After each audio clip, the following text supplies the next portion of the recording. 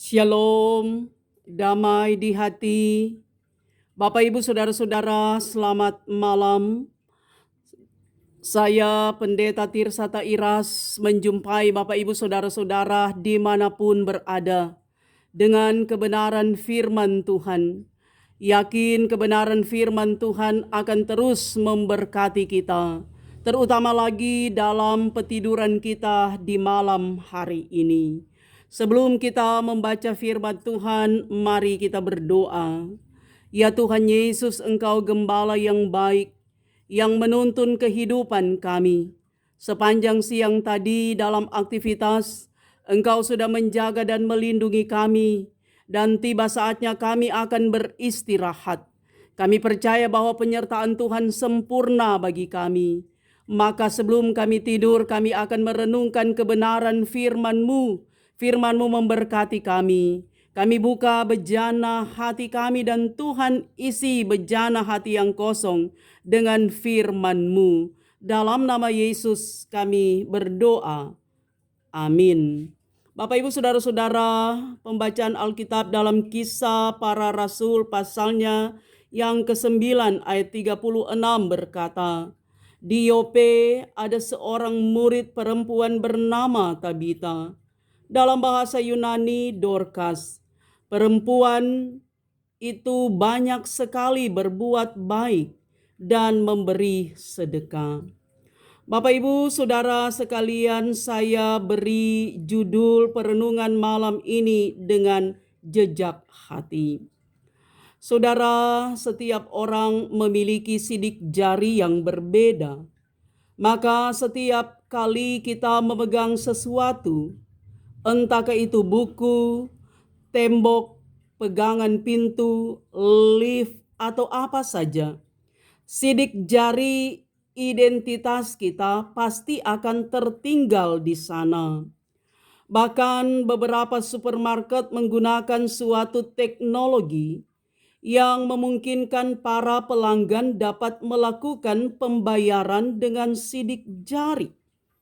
Setiap sidik jari dan nomor rekening pelanggan didokumentasikan, sehingga untuk membayar mereka hanya perlu sidik jari. Nah, saudara, seorang wanita yang hidup di zaman gereja mula-mula, dia meninggalkan bukan sidik jari, tapi jejak yang lain, yaitu jejak hati. Dialah Dorcas dalam bacaan kita. Dorcas menyentuh hidup banyak orang dengan talentanya yang unik, yakni menjahit dan memberi baju. Ia dikenal sebagai orang yang banyak sekali berbuat baik dan memberi sedekah. Firman Tuhan mengajar setiap kita untuk menjadi teladan dalam berbuat baik, dengan melakukan apa yang benar, apa yang dikehendaki oleh Tuhan. Maka Tuhan dipermuliakan dalam kehidupan kita. Dan hidup kita tidak menjadi batu sandungan, tapi justru menjadi berkat bagi siapa saja. Maka firman Tuhan mengajar setiap kita untuk menjadi teladan dalam berbuat baik. Sebagaimana juga Titus pasal 2 ayatnya yang ke-7 berkata, dan jadikanlah dirimu sendiri suatu teladan dalam berbuat baik. Kita semua mempunyai jejak hati yang unik yang dapat menyentuh hati orang lain. Ada seorang penulis yang tak dikenal namanya, ia menulis sebuah doa tentang memberi semangat dan berbuat baik bagi orang lain. Doa ini berkata, ya Tuhan, kemanapun aku pergi, izinkanlah aku meninggalkan jejak hati belas kasihan, jejak hati pengertian, jejak hati kasih, jejak hati kemurahan, jejak hati kesabaran, jejak hati yang penuh kebaikan, dan jejak hati yang penuh dengan kepedulian yang tulus. Kiranya hidupku menyentuh orang yang kesepian, anak-anak yang pergi dari rumah, atau ibu-ibu yang risau, bahkan kakek nenek yang sudah tua. Utuslah aku untuk meninggalkan jejak hatiku. Dan jika ada seorang yang mengatakan, aku tersentuh, kiranya ia merasakan kasih-Mu, kasih Tuhan melalui jejak hatiku. Nah saudara, apakah kita akan menaikkan doa yang sama kepada Tuhan?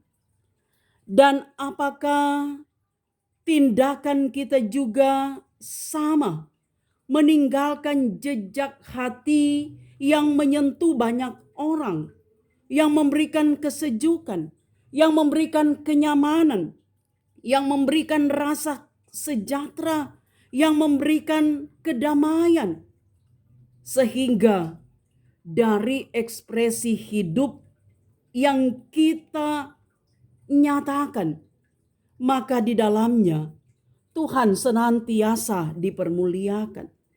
Sebab Tuhan menginginkan hidup kita jadi berkat.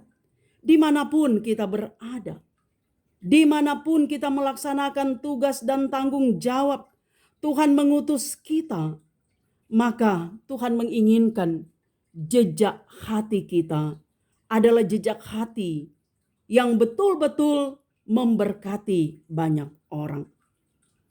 Orang yang memiliki hati untuk Tuhan, dia juga memiliki hati untuk sesama manusia.